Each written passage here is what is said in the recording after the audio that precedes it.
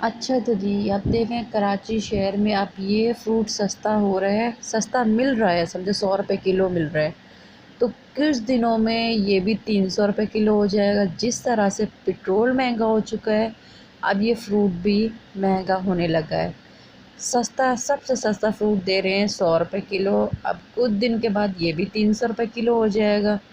तो आप देख सकते हैं, मैंने भी जब देखा मैंने भी मौके से फ़ायदा उठाया और मैंने भी।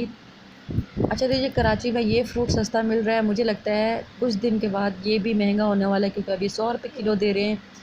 तो कुछ दिनों के बाद ये भी 300 रुपये किलो हो जाएगा। तो फ्रेंड, जैसे पेट्रोल महंगा हो चुका है, तो अब फ्रूट भी महंगे होने लगे हैं। अभी तो फ़िलहाल कराची में शहरियों के लिए ये 100 रुपये किलो दे रहे हैं। जैसे कि फ्रेंड, चीकू 100 रुपये किलो मिल रहा था, फिर चीकू को रेट ऐसा ऐसा बढ़ते गए, वो 300 रुपये तक चले गए, 300 रुपये किलो। तो अभी ये जो फ्रूट आया अभी 100 रुपये किलो, कुछ देर के बाद ये 250-300 रुपये हो जाएगा। तो फ्रेंड, अभी कराची में शुक्र है अल्लाह का, एक फ़्रूट तो कम से कम सस्ता आवाम के लिए मिला।